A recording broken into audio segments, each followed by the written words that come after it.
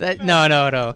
Now hell, I used to date someone on the East Bronx, and I lived in the West Bronx, and that's like going to Staten Island. Yo, it really is. Because there is no there's no real cross sign. I had to take the BX1 to the BX22 to Parkchester from That's Kingsbridge, a transit and desert, that was my a guy. lot.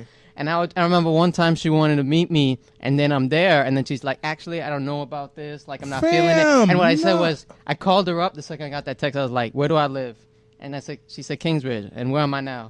She's Parkchester. We're meeting. And then I hung up. Yeah, that's right. Let her know, King. Let her know. I was like, I'm not making this trip for nothing. Women like men who are clear on their decisions, and you were very clear that moment. So you see, that's what. All right. So should we get started now? And we did meet. Oh, I just wanted to add I don't like to bring in Donald Trump petty in chief too often on this, but did you see that he posted something about him being the best president for Puerto Rico in the third person? Oh, that's not funny. In actually. the third person. Fam. He said Donald J. Trump. This is coming from Donald Trump.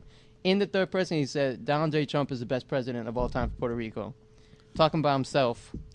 He's in like the fifth stage of dementia, and people are still like 40% of the country still supports him. I thought my coffee breath was enough impressions for you, but now this Donald Trump thing is even more. I don't know what to say about that, bro. I just had to throw that in there. That our president is actually, I should say y'all's president. Yeah, I don't my have to say president. that. My president. That that he's speaking in the third person. Yeah. All right. So let's get started, guys. Let's get started. How do we start up? Remember the open music? Dum dum dum dum. Oh, did you hear that new 2 Chainz track, "Money Underway"? Money underway? In the way. In the way? Yeah. No, I don't think so. I love that song. I saw it on Desus and Mero. I was like, yeah, you should. If you could roll that up, like I think that should be like the intro song. Yeah. All right, bet. So, welcome to Let's Not Be Trashed, the podcast. We got a website. This is the editor in chief right here, Evan Bossman Mastronardi, and this is Stanley. I right there if he hasn't fired me yet. And now we have a podcast where we're gonna talk about shit, shit that comes up, shit that's important. But like we hope to like have a conversation like it's in the barbershop where we're talking about real issues, but also like framing it in a way that like we can like be useful and good allies and helpful to women and to men too, because sexism and patriarchy hurts men. Hurts more everybody. Than anyone can know, and we could all be doing better if we were all just less trash. Mm-hmm. So this is episode 2. Go ahead. That's true, and I like the reason why I like it. As if I would talk to my friends in the barber shop, or if I would talk to my friends when we out, is because that's, I think, I always reference, because it always stuck with me when you say don't give a TED Talk. Mm-hmm. I always like to repeat when I talk to people, like I always bring that up because I think it's a very good way to say, like, don't patronize. Even if it's something that you really feel is right and you have passion about, if the way you deliver it is very important. And you can lose an entire audience if you don't deliver it in a certain way, in a way that is accessible to everybody, and just more honest. Like if we were trying to frame this like a TED Talk, we wouldn't be our honest selves. And I think people relate to honesty. Yeah. So anyway, I think we were going to start with Nipsey, right? Yeah, man. Yeah. I know you had some thoughts on that, so I'm gonna let you take the lead. Yeah. So so as everyone by now probably knows, rapper Nipsey Hussle was murdered in cold blood last week Sunday in front of his own establishment. The hip-hop community has been just, like, in shambles. People are really stressed out and heard about this. I don't know if you listen. No, we talked about this briefly. I didn't listen to it much till after, and I always hate when that happens. Yeah. There's always so much that I like. I try to keep up with certain things, though I do listen to a lot more old hip-hop than new hip-hop. And I've just recently been trying to keep up with newer hip-hop. Like, I started listening to Brockhampton. I don't know if you know them. And even just past year ago, Kendrick Lamar, even though he's been out for a while, but I was like only listening to old stuff. And it just sucks when I find out that something happened to someone, especially among the newer community, and then that's when we start listening to it. Yeah. But from what I heard, I like, and from what he's meant to his community was what impressed me the most. Yeah. I mean, Bloods and Crips were coming together over this guy. Yeah. So 8 Tray and the Rolling 60s in LA, they've been at war for 40 years. They have a truce now. They have a gang truce in honor of Nipsey Hussle. These are two sets of gangs who have been at war for 40 years. And gang life in California is a lot different than it is in New York, where, like, it's out here is, join a gang. Out in California, it's like you have generations of gangs. So it's not just like we got beef now. It's like my father had beef with you, my father's father had beef with you, and my father's father's father had beef with you. This goes generations. So the fact that he had that much of an impact is pretty big. I just discovered Nipsey about 2 years ago, so don't feel too bad about just discovering his music because of Victory Lap, his album, which I thought should have been the album of the year at the Grammys, and he didn't get it. But he was somebody who was big. Like he's been rapping for a couple of years. He just started getting mainstream success recently with his album Victory Lap, and he had done so much work for the community. He was investing in STEM. In science, technology, education in California. He had bought businesses and had hired all formerly incarcerated people. He stayed in this community. He was trying to give back. And all of that is over some nonsense, bro. Just nonsense. And I think we got to tie this to, gun violence is part of toxic masculinity. Yeah. The reason why, this has a deep foundation. Like, of course, common sense, gun reform, not letting guns be too accessible to domestic abusers, increasing background checks, all that's important, but none of it is going to really have a deep effect until we address the foundation. Yep. And this is a big part of it. Like, even the notion to an extent, like, I know gangs are a lot about territory, right? Yeah. And that's especially true in a place like LA where the territory is a lot more vast. Like you said, it is a bit different here where, like, you could roll up across the block. There it's like you have blocks of territory. But, to some extent, even the notion of having territory, of showing, like, your dominance, like, all of these things are still traits that they're not just apparent in gangs, they're apparent, like, in politics too, in all levels of government. But I do consider it part of toxic masculinity, of men's need to dominate, to be alpha, and to show your dominance through violence. Yeah, seriously, because you can't process the feelings that you have, so you got to resort to violence because that's the only emotion that you understand. And we have a lot of people in these communities like Compton and in New York, where you have a whole bunch of folks who are hurting. And they don't know how to deal with that hurt. So their reaction is to hurt other people. Yeah. Because that's the only time they feel like they're in control and they're not weak. And that's not natural, that's not healthy, but that's also very manly in the sense of, like, how we describe manhood in modern times today. But I do want to add, did you ever watch The West Wing? Of course, I love The West Wing. Okay, do you remember the episode after 9/11? Oh, I didn't see that one. I saw it. I'm still going. And Dule Hill, I forgot his name. I just know he's a great actor. He's one of my favorite. He was in Psych. I don't know if you saw Psych. I didn't really watch Psych. But I know what you're talking about. But he had a great kind of speech about gangs that I thought was really important. Always stuck with me. It's like a lot of, and I'm not justifying gang violence, and there's of course many aspects of gangs that are toxic, that are awful. But what he said is, if your options are limited, and you just, it's between you, like, scuffling on the street, try to get scraps, try to get change, trying to get XYZ, or join a gang. If you're in a gang, that is something. That is a title. Like, you can work your way up like it's an organization. Did see that episode. Yeah. Yeah, and he said, like, it's not just about violence. It's about purpose and place. Yeah, and community. And community. And it's not like there's a lot of focusing on just the violent part of games, which of course exists, but it's not just about that. Yeah. That's part of identity. The other thing that comes to mind is, it's a little unrelated, but do you watch Killer Mike Trigger Warning? You remember the Cripicola? Yeah. But he compared that to Hell's Angels. And it's also, again, violence from a white gang versus violence from any other gang. Violence is violence. But at the same time, look at how Hell's Angels are viewed and are citing, how they're marketed. Their stuff was on Amazon. Yeah. Like, people were making money off this. And Killer Mike brought together, to our knowledge, based on the episode, it wasn't even like these were gang bangers. These were just guys that were in Crips for the sake of community. Yeah. And they weren't making no money off anything Crip. Where was the last time you've seen anybody make money off Crips? Even the way it's portrayed, like, even with Sons of Anarchy and even with all these bike gangs, it's glorified in a way that is not the case for gangs have people of color. So Killer Mike was saying, well, why not monetize some of this? Because the police will be on them in a second. Yeah.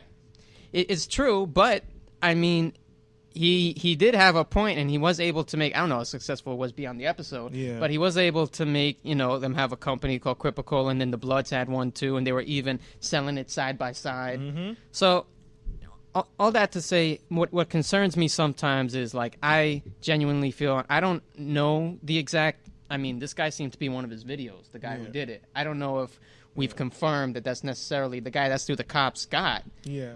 But sometimes after these tragedies, my concern is that the right and some people always seem to see this is what's truly wrong in inner cities. And they don't talk about the foundations that allowed for gangs to sometimes be the best option. They took everything away from you. There's nothing. I grew up in East New York, Brooklyn. There's nothing there. Nothing for you to do. You can't go to the park because everyone's poor, so the drug dealers work over there. So you literally cannot be in the park. So you got to play garbage can basketball, but anything can go down because everybody's trying to survive and get scraps. And it's either your food or you make someone else's food. And so you join it for protection. You join it because you don't have a family. Your parents are always at work. You join it because there's nothing else to do. There's no basketball team. There's no baseball team. There's nothing positive. And then the police come after you. We did a show earlier today for Let Your Voice Be Heard.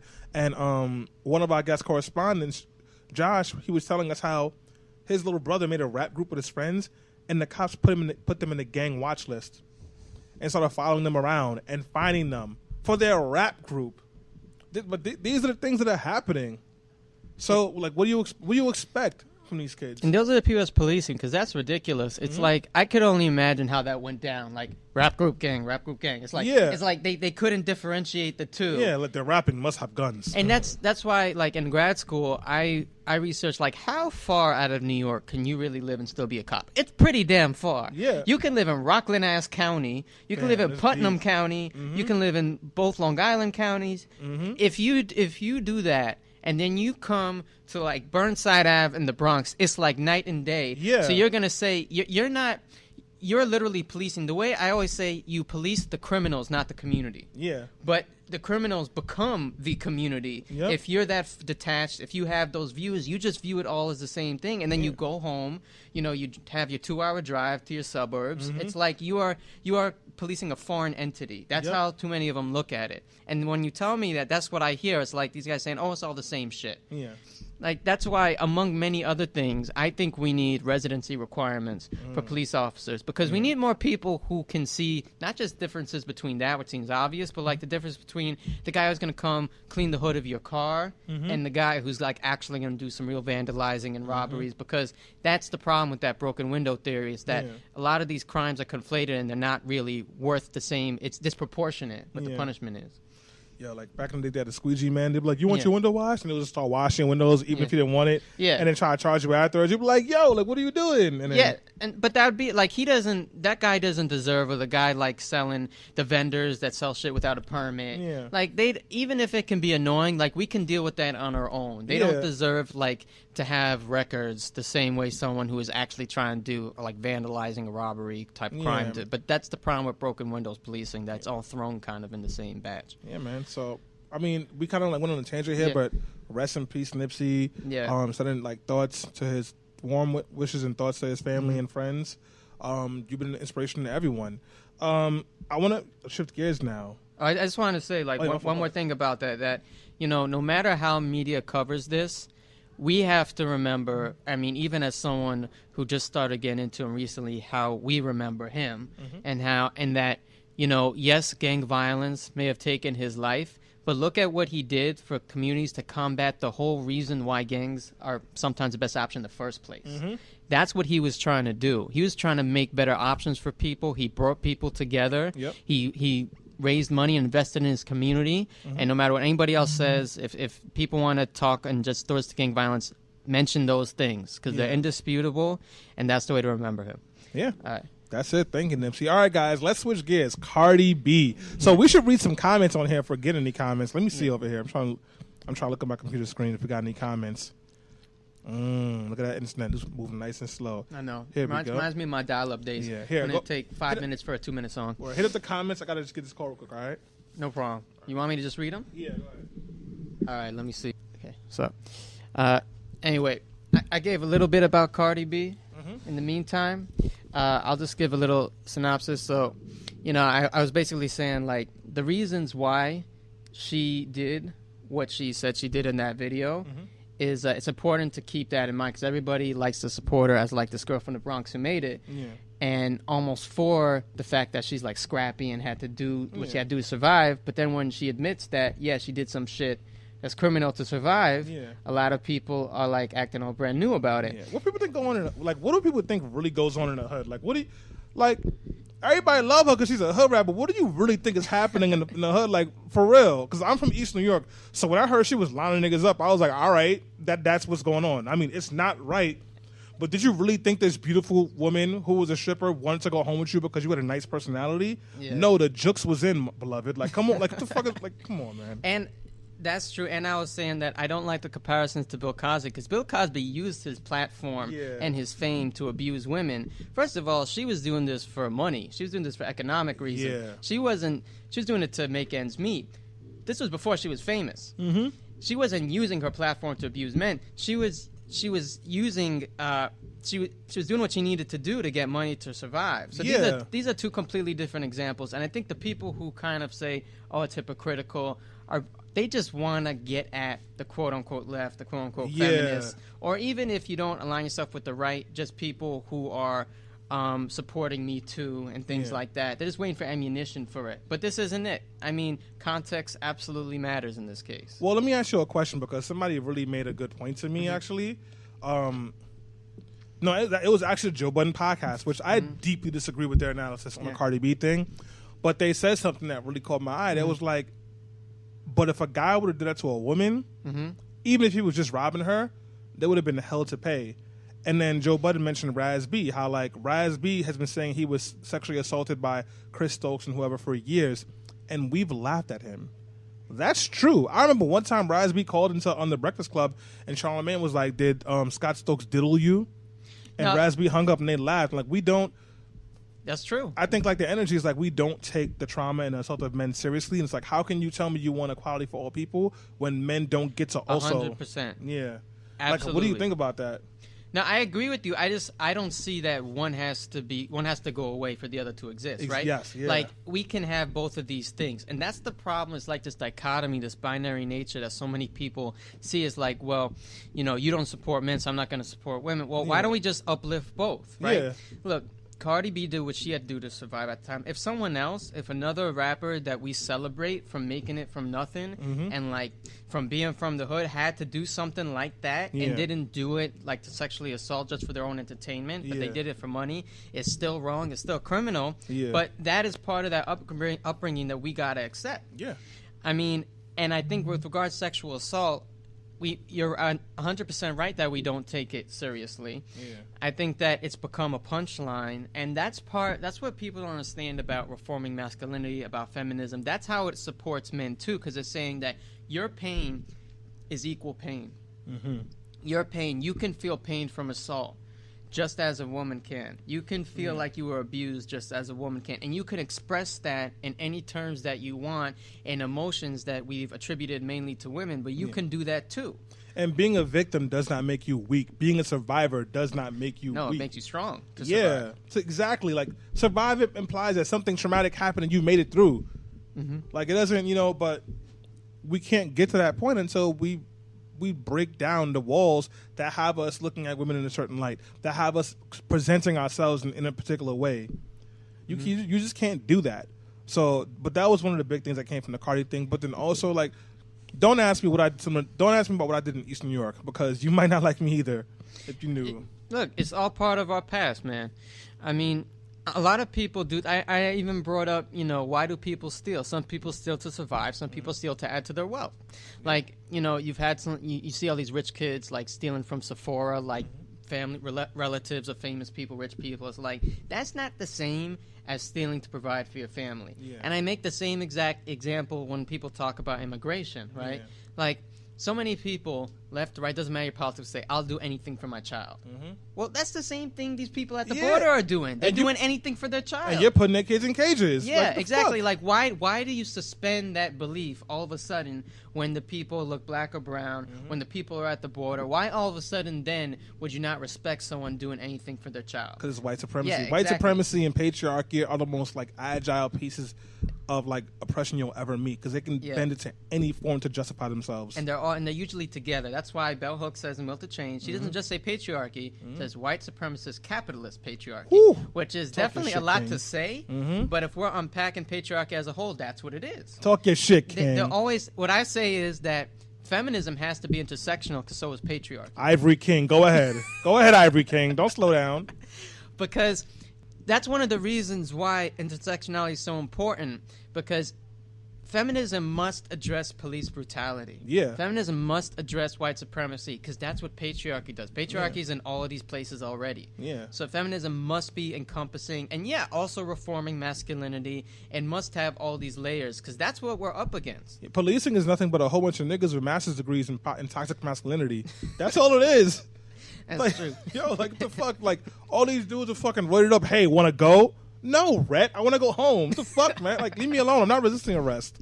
And that's the thing. You saw Crime Plus Punishment, right? Yeah. Yeah. And no, I did not see it, but you had what was it, Edwin? Yeah. Oh, Edwin. Oh, yeah. I was in Crime and Punishment. Yeah, you were in it. Yeah, exactly. You just and Selena my voice in though. I was like, I saw you in the background. Like I saw Selena, and I saw a background figure. I was like, that looked like Stanley. And I was like, shit. But what happened there is, I know we're kind of drifting to police brutality, but I feel like I need to bring up that a lot of people don't know that some of the police, they act not only based on, a system of brutality and supremacy, they act based on quotients. They act based on the fact that they need to do certain types of arrests in order to be promoted. It creates this toxic, systemic atmosphere. And there were a few police officers who were brave enough to say, no, this is racist, this is wrong, this isn't me protecting my community. And they went undercover in their own department with mics and cameras in this documentary so you can hear it for your own, for yourself, for people who didn't believe it, that they were saying, you got to arrest these people or else you're not going to make your limit. You're not going to be promoted. So all of this is within policing. But to get back to, Cardi B and the fact that male assault isn't taken seriously, these are all things that are part of the work we're trying to do and many other people are trying to do. It's not just saying that women just going for women. That's very important. Women still aren't getting paid equal to men. A lot of places in this country, abortion rights are being stricken down, sexual assault is not being taken seriously. But it's also saying we need to create a better atmosphere for men to operate, that they can talk about their hurt, their pain, and not be laughed at. But then also, so we can have real conversations with men when we do things, and somebody's got to talk to us about it, because we do some sus shit, and even if you don't mean for it to be sus, it is sus. Joe Biden, for example. Yo, so apparently he rolled up to shorty, old girl, she's getting ready to give a speech. He rolled up behind her and was like, your hair smells great. Like, that's what he did? Bro, if I hold up behind you, right, and like wrap my arms around you and just, you smell good, Evan. What would you do? I would say that was the Oval Essence commercial that did make the cut. Word. Fam. Like, what? All right, so I was going to actually try to see a small portion of Joe Biden's side to this, and then the man just fucked up the other day when he gave that speech. So the thing I will say is a lot of people ask, well, how could he get this far doing this? And I said, because that's the other reason we're doing this, that men got to call each other out. Who's going to tell Joe Biden to stop? For how long was that man in the Senate? How long has that man had a position of power? And most of his years in the Senate, they didn't have hashtags. They didn't have fucking Twitter, the internet, like we had the internet. Me too. Shut up, nigger. Like, that was the response. Me too. Sit down, broad. Like, that's for the longest. Who knows what Joe Biden and other senators did when there weren't cameras on them and all this shit. So I think that's why we need men to call each other out when we have behavior like this, or else you will have a Joe Biden who's 80 years old or whatever he is and still thinks his behavior is tolerable. Now, I was going to say it doesn't excuse him, but it does understand why he could have gone this long without understanding the consequences, the severity of his actions. Yeah, that's real. And then he went out and gave a speech recently and made a joke about it. And then I was like, okay, you didn't learn anything. I was going to try to give him something that says, okay, there is a level of ignorance here. But to an extent, you can't claim ignorance anymore when now it's been brought to your attention and you still are making jokes about it. Well, you know what I want to push back on, because they were calling her a survivor.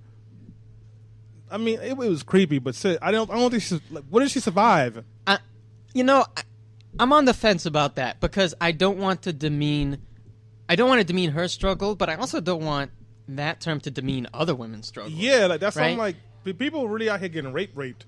Yeah. Like, but that's not probably the best way to say it. But shit. It's hard for me to pick something. Like, I'll tell you in my personal experience, like there was a professor here in City College once, like years and years ago when I was just starting to work here, and I think I told you, and like the dude was walking by, and I'm sure not the only dude he does this to. Maybe he just how he greets motherfuckers, but he went behind and he put like both hands on my shoulders, right behind the seat. Like if I'm walking behind you, standing, I don't need to touch your shoulder unless I'm losing my balance. There's no reason for me to touch you there. And at the time, like I went around joking about it, like, yo, that motherfucker sus. Like he goes behind you, gives massages. Like I didn't even look at that as like any sort of assault. And then years later, this is the most hilarious. It's not that funny, but I was doing the sexual harassment training online, and it showed pictures of what's considered harassment. I was like, yo, that was me. Yep. Yep. That was a dude doing that. And then the two things, he did that, and there was another woman. Every time she talked to me, she fucking caressed my elbow. And I'm like, what am I gonna tell people? Yeah. Oh, she touches my elbow every single time we talk. They're just gonna laugh. Like they're gonna laugh it off, especially because I'm a guy. So I'm not saying that, look, I'm not going to feign, like, hurt and outrage. Like, looking back, it wasn't comfortable. But maybe to someone else, all I'm going to say is this. Maybe to someone else, that type of touch, even the type I described, maybe it triggers something. I'll respect that, but come on, fam. Maybe it triggers something, and maybe she's thinking, is this just the start?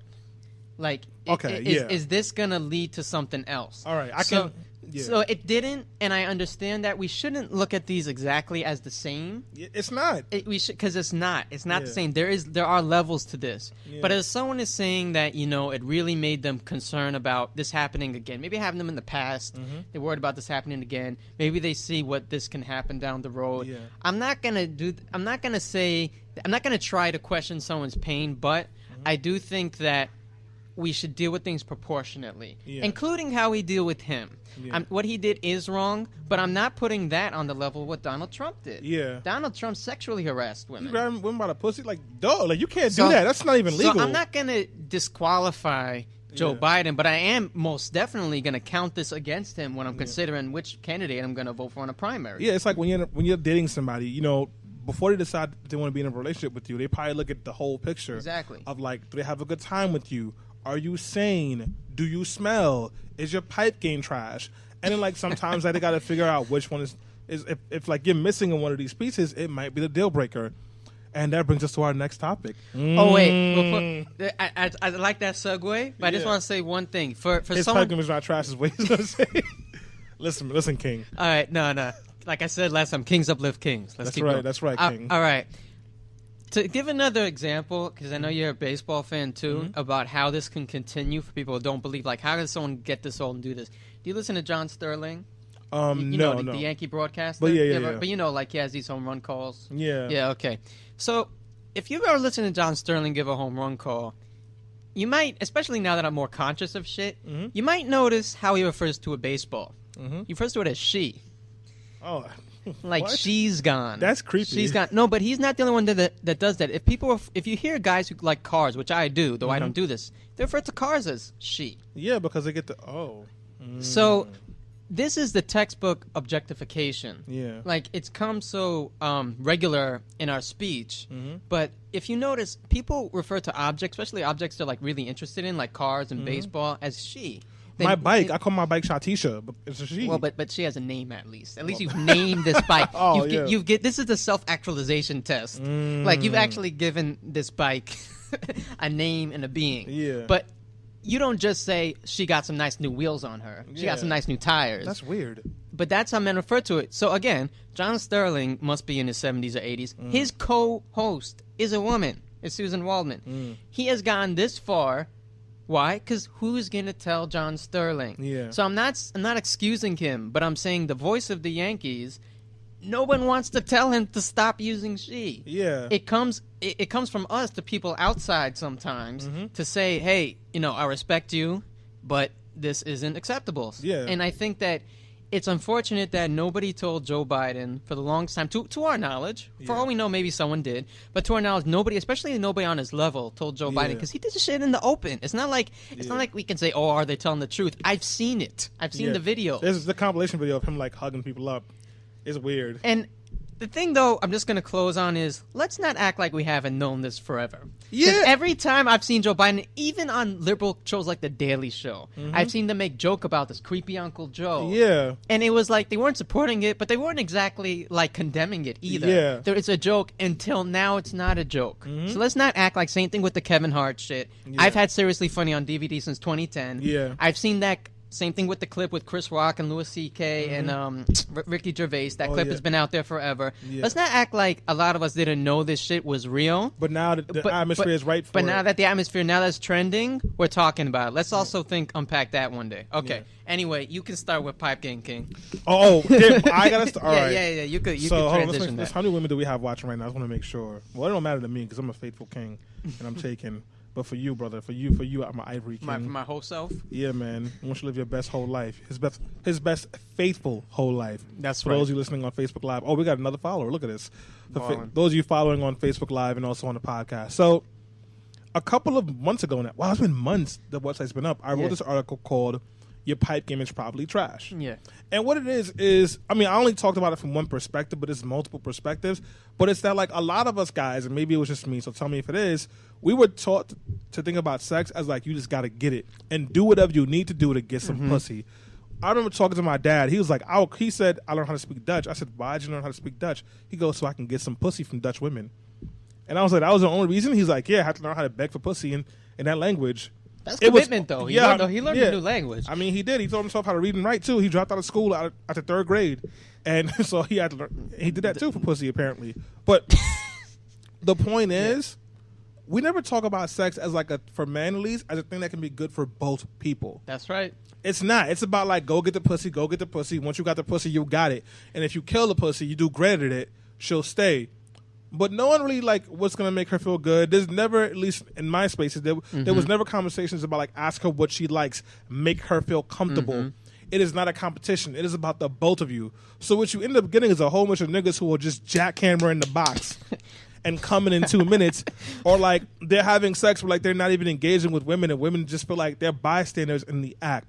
And I'm sure if we have some women who are watching on Facebook Live or listening on a podcast, you can comment and tell them what you think. No comments right now. They ain't trying to hear that. I saw someone comment. Like, like, because, like, they have stories, too, they can add to it, but sex has not necessarily always been a great thing for both men and women. It's been great for the guy, not so much for the woman.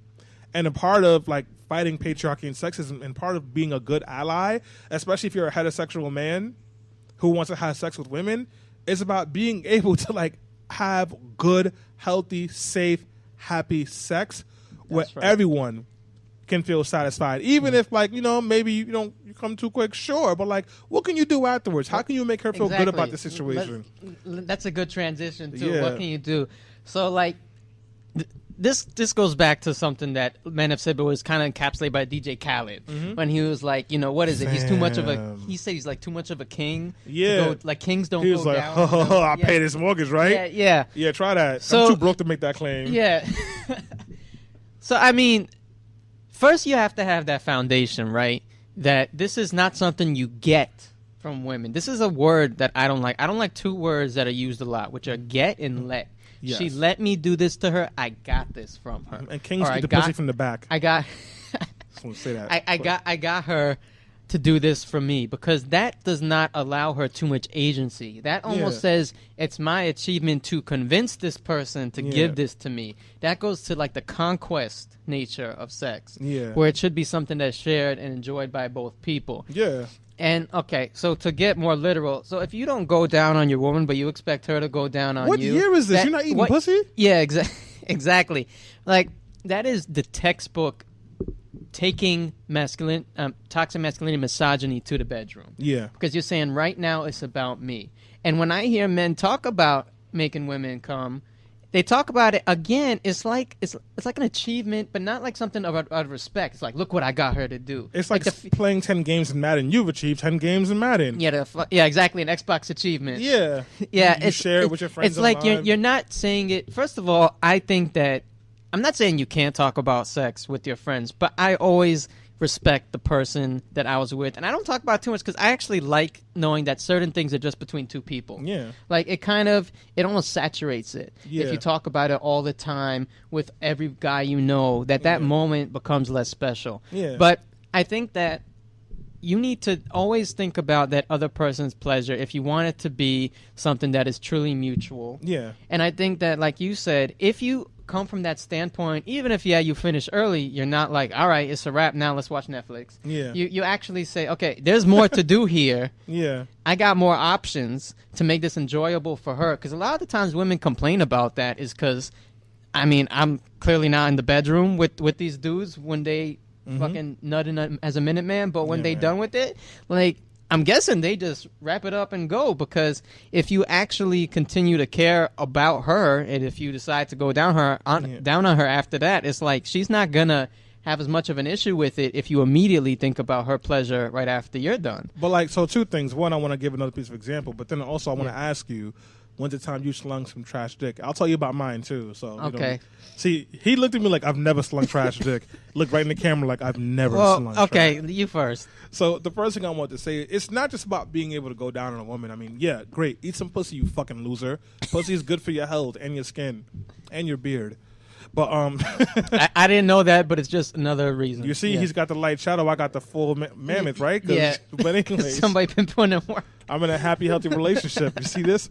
But it's about listening to your partner. And this is for anybody. This is same-sex couples. This is for heteronormative couples. It's listening to your partner. And not just like listening to them when you're having a conversation about things, but listening to them in the bedroom. A lot of men, myself included, don't pay attention in the bedroom. You're not paying attention to how she's reacting to things. You're not looking at her face. You're not watching her body language. So you do just ridiculous shit. I was talking to a friend who talked about she had an experience with a guy, like, their first time together, just started choking her. Dog, what made you think she was down for that? Did she, you're completely missing cues. Just listen. Literally, all you got to do is listen and pay attention and think about it as like, this is going to be a thing where we're both going to enjoy it. And the sex could be so much better, so much more fulfilling. And if she feels good about it, she'll definitely make sure you feel good about it too. Yeah, well, there's a couple things spring up. Well, first I'll start with the choking. Gotta get into that, bro. So I feel mixed about, because obviously it's wrong, but at the same time, I think what a lot of men are seeing, right? This is an really important conversation to have. They're seeing 50 Shades of Grey. They're seeing all these memes about, and then when he chokes you, all these things, and they're like, well, that must be what I gotta do. See, the problem is that, okay, it may be something a lot of women enjoy, but you can't take your experience with one girl. You can, I mean, it's always good to like think about what's worked in the past, but with something like that can be violent, that can really upset someone, you can't say this worked for someone, it's going to work for her. All these bitches are the same. All these bitches want the same thing. Deep down, everybody wants me to be Christian Grey. Shit. Motherfucker, you ain't Jamie Dornan. I'm sorry. I can't afford a red room. I'm sorry. Not that depending on how good looking you are really matters, but the point is you can't translate that always. So it's not to say like girls who like one thing are one type of way, girls who like one thing are different, but certain things like let's be real, choking, anal, there's certain things that it's called ongoing consent. Yeah. Ongoing consent is very important. What does that mean for those of us who don't know? So the best way I could describe it is men will understand ongoing consent if your girl tries to fucking peg you in the middle of smashing. What does pegging mean? Whoa, I've been out of the game for a while. What the fuck is pegging? If this is the best way to put it. So if you're about to if you're about to get down with a girl, and then you're like, all right, it's about to happen, and she come in with a strap on, and she like, all right, you said you wanted to get down, like you would be like, what the fuck? No, I didn't mean that. So if you understand that, right, because there's something that you consented to, but there was something that in the middle of it you're definitely not consenting to, you should be able to understand why a girl doesn't just want anal in the middle of smashing, in the middle of having sex, she doesn't want to be choked. You should understand that if you can understand when it's your body, if you see her as a complete human being, you should understand when it's her body too. That doesn't mean, I want to be clear, because a lot of guys saying, well, now I got to ask before I do everything. Like, that's wrong. Look, you can start doing something. I'm not saying this necessarily with anal. I think that is something. That's an area y'all both got to know this is about to go down for a multitude of reasons. Yeah, but it can get really shitty fast. But if, for example, like, okay, choking, let's continue with that. If you put your arm or hand around a girl's neck lightly, and all of a sudden she's like, whoa, bro, I ain't down with that. That's it. Yeah. It's the same thing with anything else. If you start feeling up a girl and she's like, yo, I don't want to do this, that's your cue. Or she pulls away. That was the thing that bothered me about the Aziz Ansari story, where they were like, oh, she wasn't communicating. She absolutely was communicating. She doesn't have to scream no in your face. If she bats your hand away, that's communicating. If she says slow down, that's communicating. Yeah. All these things are communicating. Like, I don't ask a girl, personally, in my life, I don't ask a girl to kiss her. I kiss her, and then when she says, if she says, hey, no, or if she pulls back, that's my cue. That's a way that you can respect consent without always feeling like I got to ask every time. There are ways to do this that's still romantic and sexy, but you just got to put the effort. But there's some things you shouldn't just do. Like, don't just spit in her mouth. That might not be a thing she's down with. Yeah. You know, you might want to, like, do a little dribble first, see what happens. Exactly. That's what I'm saying. Like, I just made that up. If you... dribble is funny in this context, but if you actually want to put effort, if you respect the person, you will think about these avenues. You won't just give up. You won't just be like, oh, now I can never fucking smash her titties. Yeah, like, right? Now I can never get head. Now I can never, fuck her in the ass, whatever. No, maybe she does want to do these things, but she wants to do these things with you respecting her body and with you kind of easing into it. Yeah. Instead of just saying, oh, you mine now, like, your body's mine now, and I can do whatever I want with it. And, like, set the atmosphere. If she feels comfortable and safe. Exactly. That can change, like, that'll change things right away. Like, if you can set the kind of environment where she feels like, I'm good, I'm a part of this process, it's not just going to be him jackhammering. That always makes... Why would you not want to have sex with somebody who's excited about having sex with you throughout the entire process? Why would you not want that? That's what I don't get. But that goes back to the get and let culture, which is that there's something that men like about getting a woman to change her mind. Getting a woman to say, see, she didn't want to do this shit, but then I slung enough game that I was able to sling the dick, and then eventually she allowed me. I got her to do this. It's like another notch on the belt. It's another achievement. But I don't like that. To me, that's not an achievement. To me, the achievement is when you both have desire for each other. Yeah. And that's when it's best. Yeah. But I was gonna say something else, but first, I can't remember now. But let's go to body count. Right. Body count. Well, I was gonna talk about something else first, real quick. Oh no, you go. What about also? I want to ask you a question. I'm being petty right now because I know certain people have been working on this piece for a long time. So, what about women who talk about dick sizes? So I make a joke that I think is kind of true that women push back on that, saying judging somebody for their dick size is body shaming.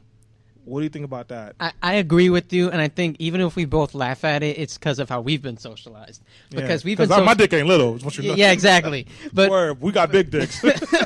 But see, even the need to reassure that shows how we've been socialized. Reassure you.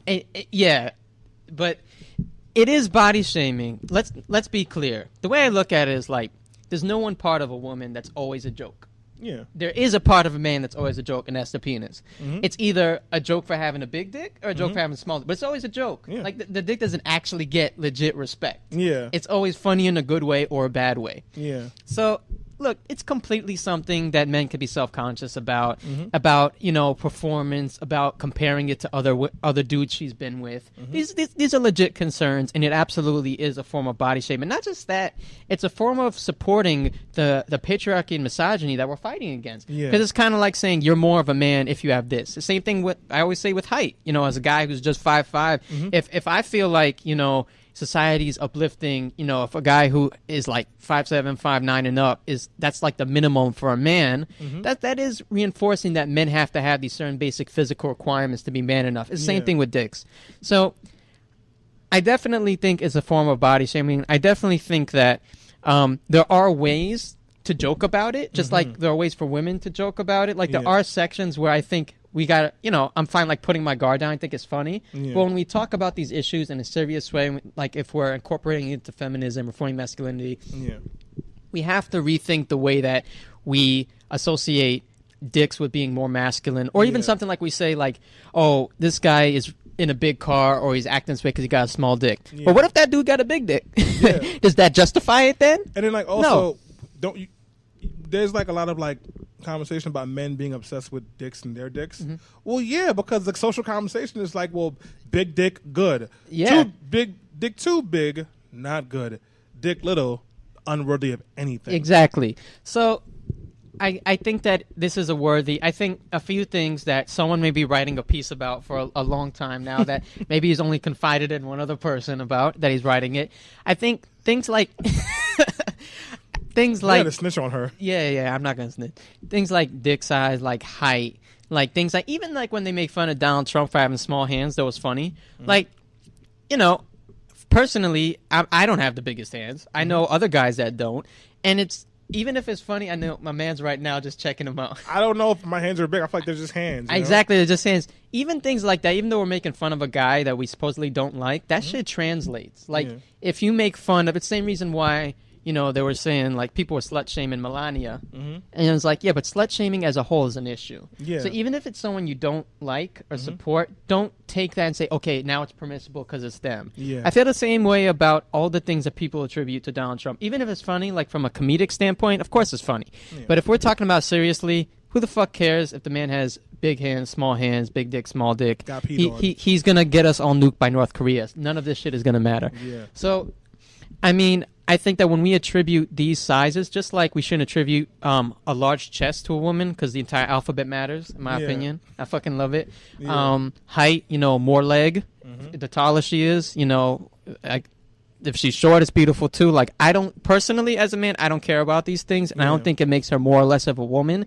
Dick, hand, height, all this bullshit, it shouldn't make someone more or less of a man. Yeah, that's real. So now let's talk about the body count. Damn, so once again, guys, if you... are listening to this for the first time, we have a website, letsnotbetrash.com, a website for multidimensional men, talking about patriarchy, sexism, racism, and everything in between, but mostly patriarchy and sexism. And I wrote this piece a couple of weeks ago now called Who Gives a Fuck About a Body Count?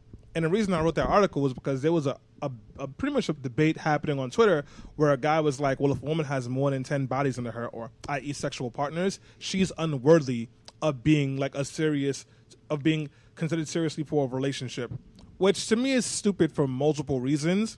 But I wanted to have that conversation here with us now, and just kind of like say, like, the body count. Have you heard of this? How have you seen it show up in your relationships or like your friends' relationships? What do you think about it? Well, first of all, everybody read Stanley's piece. It was very good and very important, especially for men. Thank you. And for women. And I'll post it in the chat now. Yeah, I mean, to me, body count hasn't mattered that much in most of my life. Like, definitely not in the woman I was with. I think that sometimes there is a preference. The only thing I'll say, sometimes when you get to a certain point in your life, there is a preference for experience. Yeah. But I don't think anybody should be disqualified for someone who's maybe inexperienced but really willing to learn and share this sexual intimacy with you. Yeah. So I think it's okay to want experience, but it's good to be open-minded. So I'm just going to put that to the side. The issue with body count is twofold. So for women, it's like if there's a too high, first of all, those who don't know, body count is just sexual partner number. Yeah. And the funniest thing I heard about it, if we are considering what a body count is, the funniest way to describe it, that if I'm going to use it, I agree with, is did you make her orgasm? If you didn't, it don't count as a body count for you. Oh, word. Really? Yeah, I didn't know that. I actually agree with that. Lower my number. If you are actually trying to count. But anyway, women, if theirs is too high, because of the way patriarchy is structured, it looks at them like they're sluts. And that's, of course, ridiculous and wrong. Women should have as much agency as men, as who they sleep with. And also, let's be frank, like, everybody generally has sexual experience that they're not proud of. So if men can have that, so can women. Yeah. So maybe it's high, but they're like, hey, at a certain point in my life, I wasn't caring as much who I slept with. Now I am. Yeah. Like, that's perfectly fine. That's part of her journey sexually, and we all have that too. But in the other half of that I told Stanley is very important, equally important, is that if a dude has a low body count, he shouldn't be shamed. Yeah. Because in order for either sides of this to work, Mm-hmm. you can't have it that, okay, we're respecting that women can have high body count, but a guy has to have a high one to be Yeah. respected too. It don't work like that. The only way you fully reform this is for all of the spectrum to be acceptable. That a woman can have high and low and a man can have high and low. Yeah.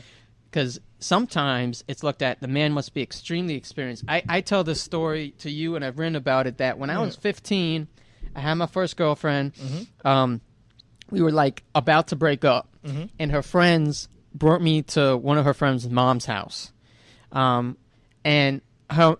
her mom came in and was like it felt like we were on Maury in the fucking freshman year of high school. Yeah. Because first they blasted We Belong Together in the background to try to get us to talk, but she didn't want to talk to my ass. So then the mom came in and she was saying, what's this about? And they were all talking about like airing of grievances of like what I was doing wrong. And the main one was that I wasn't experienced enough. So obviously this felt great for me as a 15-year-old. Yo, what? You were 15? Yeah, I was 15. So you busting out a pussy back then? I know. So then the mom, she sat me aside, she looked at me very caringly, and she was like, the man must have experience, the woman doesn't need to. And I'm just thinking, like, this is coming from a woman. So this is how women perpetuate patriarchy. I'm just thinking in my head, I'm 15. Yeah. I'm just learning how to do factoring. Yeah. Okay? Word. So, and also, in order for this to work, somebody got to be breaking rules. Yeah. Because some girl is saying, I got to get more experience for some guy to get more experience. Yep. So these are the messages we've been taught, and these are the messages that women have internalized too, as I've experienced then. So we have to make it so that body count doesn't matter on either side of the equation for it to be non-issue as a whole. Bro, I lost my virginity when I was 20 years old. I remember in college, when people found out I was a virgin, it was like, yo, you a virgin? What's wrong with you? You're weird.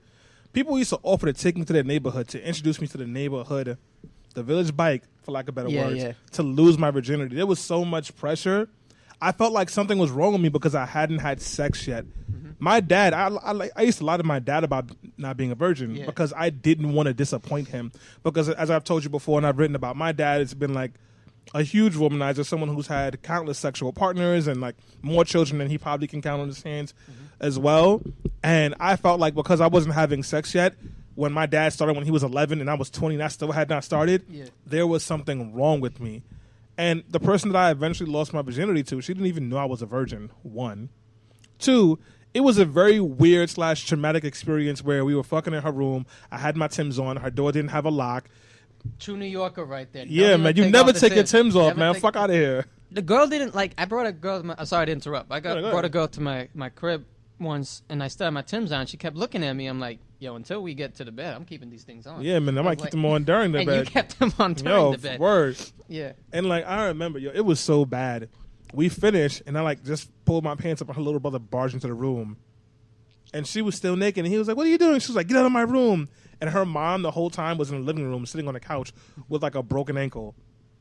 And we did it. Like, it was just, like, a horrible experience. Now, I remember, like, leaving there. That shit is layered, man. There's so much to that right now. It was in Farragut Projects. And I remember I got in a bus to head back, like, to campus.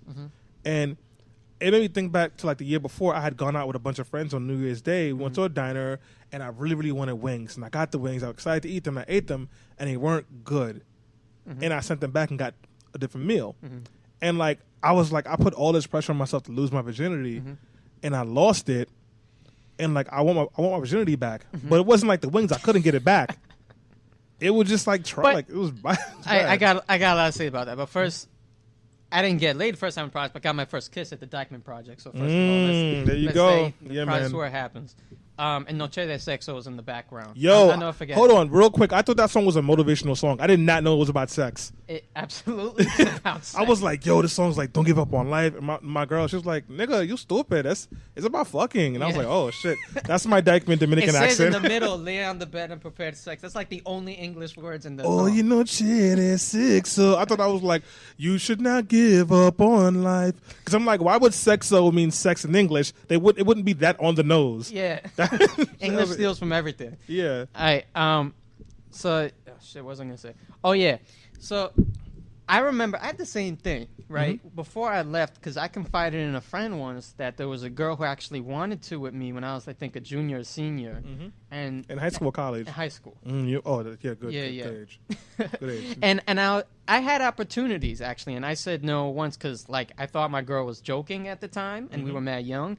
And there was another time I dated a girl for over a year, and she didn't want to until marriage. And I respected that for her. And everybody's looking at me crazy, like, why are you missing out on this time? I'm like, because ultimately, even though I want to, I value my relationship with her more. Yeah. Now, if that happened to me now, unfortunately, I don't know if I would have the same idea. I'm not waiting to marriage. I don't think Good I luck, could do sis. it. Yeah, I don't think I could do that now. But at the time I was in high school in love, I thought I could do it. And I did throughout the relationship. Yeah. But after that, I was with a girl who really wanted to do it, and I actually said no because at the time I valued it kind of like the way a lot of women I hear value it, which is like the first time means so much. They put a lot of weight in the first time, who it is that you lose it with. And I ultimately lost it with someone else who I'm glad I did. She was a wonderful person. Like, I couldn't have asked for a better first person. Yeah. But I think looking back, it wouldn't have mattered because I think we put too much stock. Like you said, I can't lose it again. We put too much stock in the first person. Every experience is going to be different. Yeah. Every experience can be special. Yeah. You may remember it as a first, but doesn't necessarily remember it as the best. Yeah. And it's almost like you could lose it all over again with somebody. If it's someone you love deeply versus someone where there's all these problematic parts of the relationship, it can be entirely different. Yeah. But I had the same thing with my friends, and they were like, yo, how you going to go to college? Why'd you say no to her? How you going to go to college still a virgin? I was like, I pipe when it's right. And then that's right. Pipe when it's right, King. Yep. That's right. And you got to think about that. Like, I was able to use humor in that instance. I think it's important to do that with your boys. But at the end of the day, do it when it's right. Do it when it's right for you. Don't care about what anybody else thinks because that's the best way to remember it. You know why I also don't give a fuck about the body count? Because I believe everybody, it's really important that everyone, if you can, have a healthy whole phase at some point in your life. I honestly feel like I'm better off now and I can be in this relationship and be present and like faithful and clear about who I am and my sexual language and identity because I had a healthy whole phase. And for me, I was never the guy that got a lot of girls. All the women thought I was funny and I was nice, but they didn't want to date me. They wanted to date my friends. If we were in high school or even college right now, they'd be like, yo, Stanley, you so cool. What's Evan's number? That was always my situation. And my guy friends knew this. They'd be like, yo, you always got all the bad women around you, but they never want you. So if we hang around you long enough, that's fucked we'll up. Get them. Like that's fucked up friends, B. Nah, that's smart friends. True. Shit, smart friends. I mean, no, internally, but to say it out loud is kind of fucked up. This is like after the fact now. You know, I'm in a type of relationship. They'll say that. They didn't say it back then. So, I mean, that inability to like have women interested in me actually helped me. Because it made me very oblivious when people want to do things. So unless you were being like explicitly clear, like I want your penis in and around my mouth or vagina, I was not like trying to do anything. But also when I like my senior year, and when I graduated from college, all of a sudden this new thing happened where like women not only wanted to be with me, they also wanted to have sex with me. And it was great. So I was just like, I'm trying to get as much of this shit as I can get. So I was having a lot of sex with a lot of different people. Right, don't brag about it. No, I'm not bragging. I was not bragging a little bit, I guess. Yeah, a little bit. A little, like like weird flex. A weird flex, like, but I can't even remember on two hands who the fuck I was smashing. Like five girls. But pretty much, so yeah, it's great to have sex with people, but you figure out what you like, what you don't like. You figure out, if you're paying attention, what works with women, how you should be presenting, how you shouldn't be presenting. And everyone has a different sexual personality. Yeah. And it's an uphill climb to get really serious with somebody. And like, you're not really clear on where you are. Because if you're not even clear where you are sexually, how can you be clear with them about what you need or even understand what they need if you don't get it? Because you remember we're all young back in the days. Oh, eat pussy. Nah, that's nasty. I was never like that. Yeah, word. That was my only way in. I always said, like, how can you talk about something so much you don't want it in your face? I don't understand it. Yo, sorry. I felt that on a nuclear level. This is not, we've been talking about eating pussy like for what, 30th podcast? Fine. It should be on the fucking nutritional table. Yo, that should be the show title. Eating pussy is good for your skin. Yeah. If you think that's a good show title, let us know. Pussy glow. Yes. Chrissy Prissy, by the way, says whole faces are definitely necessary. If you think we should name this episode "Eating Pussy is Good for Your Skin," let us know that. Yeah. But the point that I was trying to make is, especially because the way that we like overvalue sex, and then we just pretty much poison the minds of boys and girls about how sex should be. Right. It's really important that you have sex and you have partners, you try things, so you know what it really is. Because if not, you could be getting married to somebody and having unhealthy, unhappy, unfulfilling sex. And sex isn't the only thing in a relationship, but sex is definitely a thing in a relationship. It's important. And if you're not getting it, that frustration can show up in other ways and it can derail the relationship. That's very true. And I just want to throw in, like, for those who do have religious reasons, like, I get it. But Sorry. I mean, I support your journey. Like, you do you, boo-boo, whatever you got to do. It's not here. I support it. But I do think overall it is better to allow yourself, like, I call myself the reluctant hoe. Because for the longest time, I was like dabbling into the pussy. Yeah. For the longest time, I was against that phase because I thought I want to keep a certain level of I don't know. It's right. I feel like I want to be as decent a person as possible. But then I learned something really important. Actually, it was solidified by the sex therapist. I forgot her name, but the one that I showed you. And she said the reason hookup culture itself is only bad because of the way we treat it. You can have healthy hookups with someone, and that really reaffirmed how I felt because I always worried, like, I care a lot about objectifying women. Yeah. I care a lot about having healthy relationships with women. It's like, can I really do that and be a hoe? Can I be like the thoughtful thottie? The thoughtful. Yo, that's the show title, the thoughtful thottie. Write that down. Can I interrupt you for 1 second and say, I realized that you could do that in college. I guess it was my junior year. During summer session, there was a young lady who I was always friends with and always had a crush on, but she never liked me. Yeah. And then, it was summertime. It was hot, less clothing. Sundresses. Praise God for sundresses. And we ended up hooking up, and it was great. So we ended up hooking up the whole summer, and it was great. Neither one of us wanted to be in a relationship, but we really were great friends, and we still are actually. We had sex. We hung out sometimes, and that was it. And neither one of us expected it to be anything else. When the summer was over, I got into a relationship. She got into a relationship. We moved on. That was probably one of the most healthiest sexual relationships I've ever had. And then it wasn't just because, like, we both, like, appreciated and respected each other as human beings, and we were both attracted to each other, and, like, we had some very clear guidelines and expectations of what we wanted. And I was like, if I could have, like, that kind of relationship with somebody, whether it's a serious girlfriend or just somebody I'm hooking up with, I would be doing very well.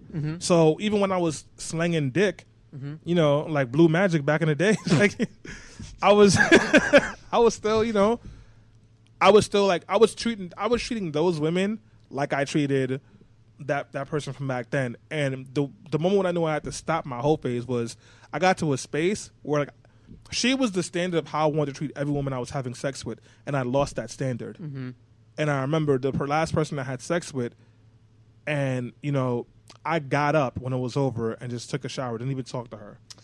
Yeah. And then the next morning I gave her cab money, but I would have told her to leave that night if I could have. And I felt so disgusted with myself, like, and for a couple of reasons. One, nothing about the act was about her at all. I didn't even think about her. Even in my disgust, I was not thinking about her. Wow. Imagine how she felt in that experience. So like, detached. I was yeah. And at that point, I was like, yo, this is not healthy anymore. So I stopped having sex for a year. Like, straight up. I wrote about that shit. It's on Let's Not Be Trash. Talk about it. Yeah, no, I stopped having sex for a year. And for me, it wasn't because I didn't love sex. I love sex. It wasn't because I didn't love women. I love women. It wasn't because I wasn't dating. I was still dating. But I just didn't want to, I didn't want it to be about, oh, I just need to get this nut. So it was very decisive on your part. Yeah. So you had offers during that time and you still said nah? I did. Okay, players. That's when I first moved to Harlem, too. Oh, man. Non-stop? That's not. I stopped. Damn. I stopped right after Look I at the discovered restraint Dykeman. that this king is displaying, the endurance. That's right. So I'm not comfortable, at least at this point in my masculinity, to describe how long the gaps I've had. Maybe one day I will be, but I'll just say I feel that, and then some from what you had to go through. So factor is x squared. Yeah. times, Maybe one day I'll create an algorithm that we can use, and then if you figure it out, good for you. But there was a time where it was extended, and it was a mix between those two things. It was between my own decision and other people, not working out. But a lot of it on my part at least, was what we were talking about, which is how can this be healthy for both of us, what I want. Yeah. Can I not be in a serious relationship with this person and still do it my way?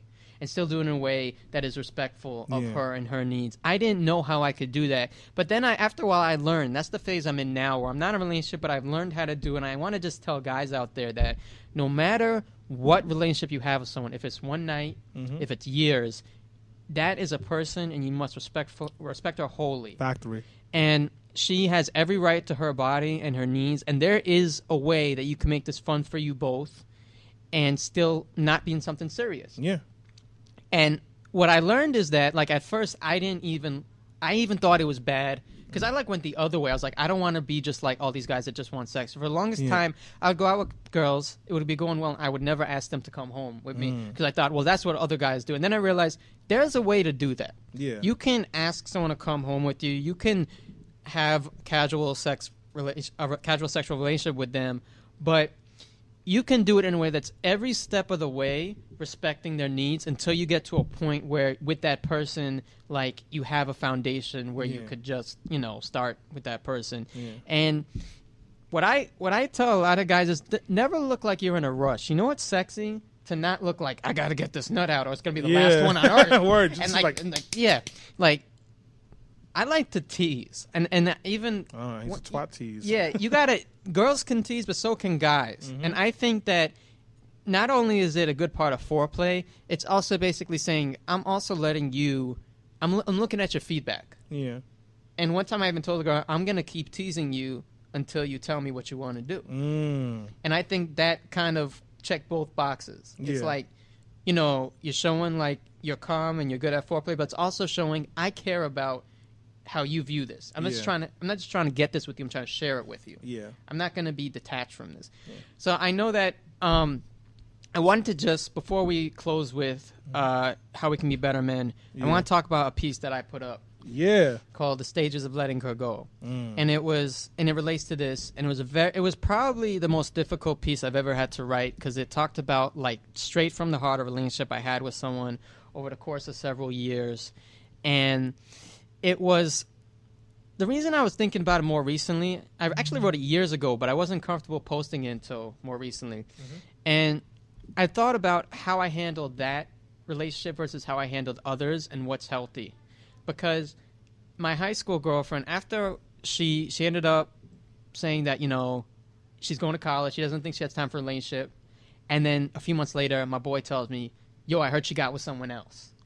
So apparently she made time for someone else. That's college life. That's college life. And I felt awful. And I was like, I didn't curse her out to her, but in myself, I was like, yo, I never want to see that bitch again. I was like punching shit. I was throwing things around. I wasn't dealing with it great.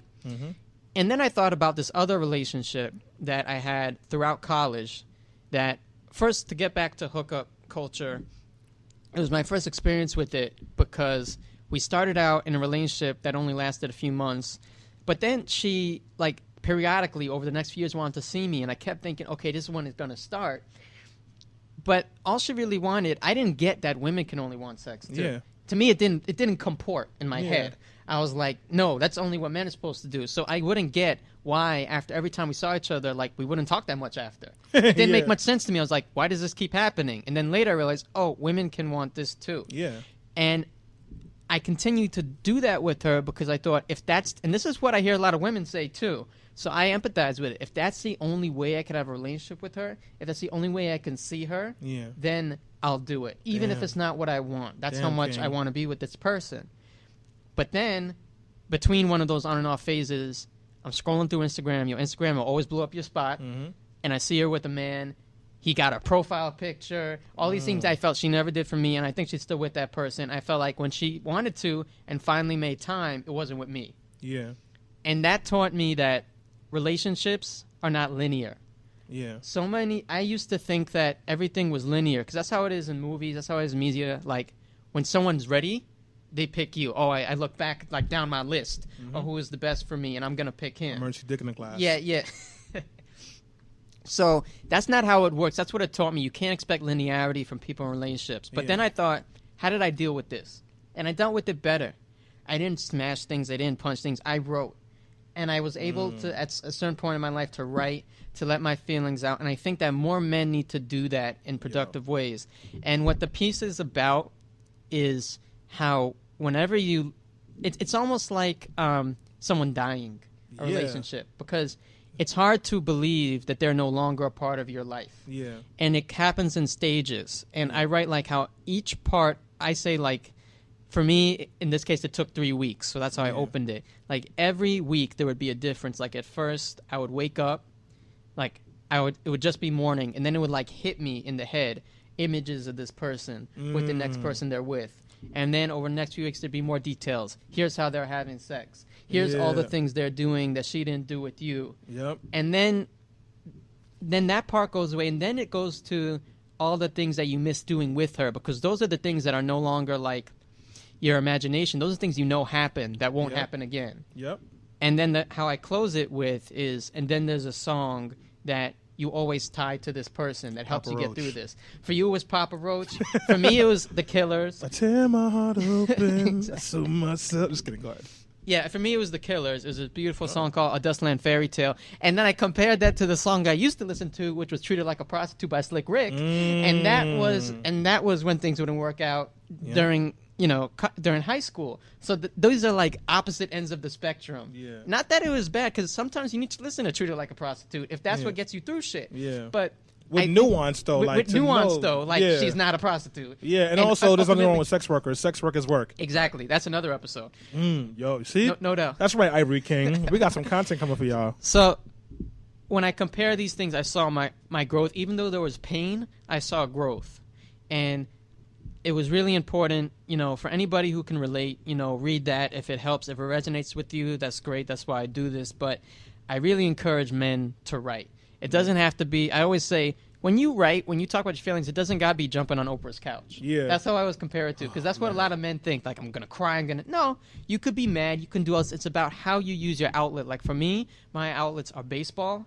There used to be a batting cage near where I live in the Bronx called Uptown Sports. Fortunately, they fucking closed it. So I got to, get my swings in my own damn house. So, but I used to, that used to be my yoga. Like, I'd hit the shit out of baseballs, and I'd write. And if that's what you got to do that. But find healthier ways, and you will feel so much better after you let your feelings out in writing, in whatever medium you have, and you share it with other people who can support those feelings, and you can join a community of people who've been through the same thing. Actually, I want to piggyback on that. Writing has been really healing to me. So I told you about my book, Confessions of a Sucker for Love. Yeah. And when we talked about it, I realized that in there, Confessions of a Sucker for Love was pretty much the therapy that I needed to get over that girl I told you about. Yeah. The one that kept ghosting me and popping back up. Yeah, man. Not the fun one. Not the fun ghost. The fun one. There was a fun ghost. We can't talk about that one, fun ghost.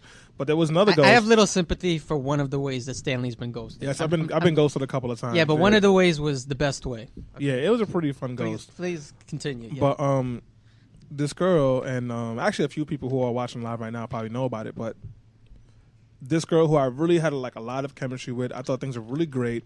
She's actually it was a really bad breakup I had with her, and I didn't realize how much it was still plaguing me and on just as a weight on my shoulder until I started writing Sucker for Love, and I had to process everything again. But I couldn't just throw it all onto the paper, because this isn't just about me talking trash about her. I have to tell a story now, and I have to for the character's sake, you have to kind of think about what was this person thinking, and it really helped me process and get through a lot of things. And I mean, Sucker for Love, you should give me money for the book. It's not the best book, but I did it, so give me money for it. Yeah, put your Venmo. Word, put my Venmo on there. But that was one of the best things I could have ever done, because all of a sudden I had a moment to assess what went wrong. So in that chapter, I did this thing called Hindsight is 2020, where I really just talked about what was really going on. Yeah. And it really helped me process. And if writing isn't for you, that's okay. Find your outlet. For me, music. I have a playlist for every relationship I've ever been in. It's so helpful. And me and Evan's joke is Papa Roach, because I always mention the Papa Roach song, but there's other songs. So for this person who she's called Artemis in the book, it was damn, that's a brolic name. Yeah, man. 'Cause she likes anime, so that comes from a all right. I thought it was brolic commensurate to how you felt. No. It was Eminem, Watch You Burn, This Gonna Stand Here. That song. I love the way you lie. Yeah, there we go. Love the way you lie. And then also Spacebound from Eminem. I don't know if I heard them. Yeah, it was a lot of Eminem for her. Then it was also there's one more song that wasn't. Oh, it was B.O.B. Lost in the Shadow. Mm-hmm. Those are the 3 songs, and like that kind of really helped me get through it. But you need a healthy outlet, and like I don't care what anybody tells you. I don't care what your friends tell you. I don't care what your parents tell you. I don't care what society tells you. You have a right to be hurt. You have a right to be sad. You have a right to feel pain because a relationship didn't go the way you wanted to. What you don't have a right to do is try to hurt somebody else or like lash out. Including the person who did that to you. Like, it's not healthy and it's not a good look. Your rep matters. Like, a lot of guys care about their rep. This is your rep. How you treat women, evidence Eric Schneiderman. Doesn't matter how popular you are, it will come and it will follow you. Treat women well. Even women who did you wrong, you can, of course, have arguments, but do it within the context that's not abusive. It is part of your reputation. Yeah. And also, writing and expressing your emotions, regardless of what other people say, that's manly in the best way. Yeah, man. That's saying, I'm going to do me. I don't care what you think. I'm going to do what's best for me. Yep. Doesn't matter if you call me pussy, soft, whatever. Yep. This is what's best for me. That's how you be a man. And also, just one last thing about the writing, because, we both love to write, so we can relate to this. Maybe some people don't like to write. Yeah. But one of my things was I used to be afraid to talk to my guy friends because I didn't want them to think I was soft. And I damn sure I couldn't talk to my dad. So, like, my notebook was the only place that I could really be honest and not worry about judgment. Yeah. Say whatever I felt in the moment, like about her, about the experience, about anything. Just say it. And, like, sometimes the music could like, articulate it better than I could. No doubt. So, those things, too. Yeah, and another episode we're going to do, you know how you say tell your girlfriend you love her? Tell your guy friends you love them. I love you, Evan. Because I love you, too, Stan. Thank you, King. And I always tell my guy friends that I love them. They tell me, and that's where we've gotten. And, we talk shit. We have our problematic days. We can be as bad as a Joe Budden. Sometimes it's fun. It's fun. As long as you acknowledge it. We can be a Joe Budden podcast in a nutshell sometimes, too. Yeah. But throughout all of that, first acknowledge your problematic behavior, and it's important to, like I joke, kings uplift kings. It's important to tell your guy friends that you're there for them too. That, because they may not always have a relationship with a woman. They may not always have the best relationship with their family. But sometimes you are that family. And if you want to be a true bro, you got to be there for the shitty emotions too. Yep. I was thinking, let's end this with 2 things because you brought up music. Why don't we just run off a few songs, what they mean to us, and then let's end with, how we can not be trash as men. All right, bet. Go first so I can think about it a little bit. All right, so first let's continue with music. Reasonable Doubt meant a lot to me. Really? Yeah, for getting over a relationship or just listening Regrets. to it? Yeah. Regrets is a really insightful song, and this is when Jay was like 26. Yeah. And he still wrote like this beautiful song about, the only way to get through life is to live with regrets, and it's important because you won't be perfect. There's going to be shit you're not proud of, but it's the only way that you can succeed and move on. Yeah. The number 1 rule for your set, live with regrets. That's how it goes. And what else? So for me, it's a spectrum between like Jay-Z, like I said, Slick Rick, all the way to the Killers. And I accept that about myself. Just like writing, it's okay to listen to some ballads. Yeah. Like Dustland Fairy Tale with the Killers meant a lot to me. November Rain, Guns N' Roses. I had both. I had music that, a lot of rap and metal for like my angry and my frustrated moments. And I had a lot of ballads and Common. Because Common's like, he's the best rapper for when you like feeling kind of like emotional about things. And he's a rapper who has amazing lyrics. Like The Light is like whenever anybody tells you like rap demeans women, I say listen to Common. Yeah. Common says shit about women like I wish I could write like that sometimes. Yeah. If heaven had a height, you'd be that tall. Ooh, bars. That is like I would say that as one of my vows. So I like to have music for every emotion. It is so powerful. It makes you feel like you're not alone. It's just you and the song going through you from ear to ear, supporting you. I definitely think in addition to writing, make a playlist for everything. Yeah. But if I'm thinking like the songs that got me through the most shit, it's definitely Regrets. It's definitely Dustland Fairy Tale. It's definitely Nothing Else Matters by Metallica. What else? There was a time when like old Kanye Stronger that got me through a lot. Just you name off a few while I'm still thinking. Yeah, so Joe Budden's Broke. We Broke. So that's a fairly new song from him. Well, at least from like 3 years ago. I haven't listened to his new stuff. Yeah, so Joe Budden Broke. Eminem, Love the Way You Lie, obviously, is another good song for me. Papa Roach, Sick and Tired, Who Was Stank, The Reason. Oh, Hope is saying, damn. Yeah, man. Look at you. Yeah, man. The first 3 albums from Linkin Park. All of those guys. Also, B.O.B. And this is a song called Lovelier Than You. And I'm explaining it because it's important, I think. Like, he was just singing to, like, the future love of his life. I can't wait to meet you. It's going to be great.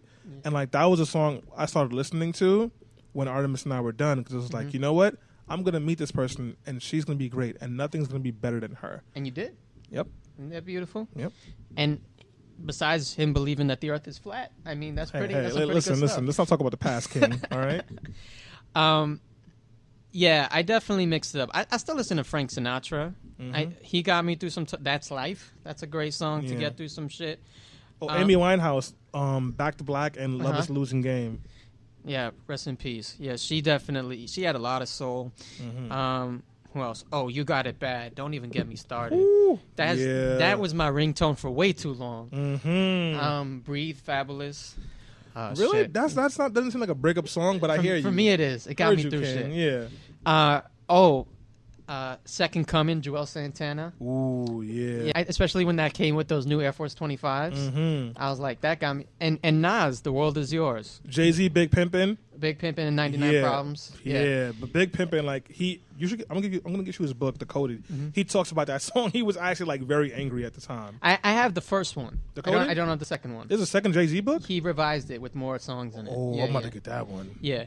Anyway, we should, like, this could be a regular thing that we add because they just come up, like, in my head at different times. So we'll add this, maybe how we close. Yeah. But to finish off, how can we be better men on a personal level and a general level? Yeah. I think that's always the way we should close, and that's always something that men should ask themselves. I say white people should always ask themselves how privilege has affected them in small ways and big ways. Like, I can tell you one thing, for example, is that sometimes if a white person, like, they're late, they'll run for the bus, right? My mom told me that she had a friend who told his son, never run even if it's for the bus. Do you know how that could affect you based on the color of your skin? That, you know, even something as simple as that, the police will look like, it will look like you did something wrong. So I think more white people should just, at least a few times a week. Like, I hate to prescribe it like it's a fucking Metamucil that you're taking. Like, but like... Mesothelioma. Yeah, but think about it. And also, as men, think about it. Think about what can we do better as men? Where does male privilege come into play? And what can we do better in our individual lives? Yeah. So, do you want to start? You got something? Yeah, just something to think about is, like, people always expect to hear from us. Even this right here. Yeah. Women could probably school you a lot better than this. I mean, we're doing this for men, and we're lucky enough that women, like, want to hear this. Yeah. But, like, men are always given the chance to speak first. So maybe next time you're in a space where, like, there's women there, take a step back. Or, like, have a woman's back when she's speaking up. Because, like, that's a space, like, where we show up, where we have, like, a little bit of privilege. Yeah, absolutely. Uplift women's voices, because frequently a man could say the exact same thing, and it will get more, it'll be listened to more. Yeah. To support that, listen for the sake of listening. Yeah. Don't just listen because you want to get something. Yeah. Don't just do that thing where you're like, I'm going to not do this until it's time to, you know, get her in the bed. Like, I'm going to just keep, wow. Like, always throwing in that wow every, like... I feel like we've known each other forever.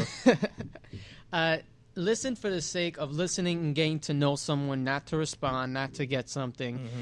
For the sake of getting to know her and have her feel like that she is heard. Yeah. Whether it's a coworker, a family member, especially in an intimate relationship. Yeah. You know, if you feel like you can be... Intimacy does not just mean sex. Intimacy means closeness. Yeah. And if you're going to be intimate with someone, if they're going to give you their body, you should at least give them your time.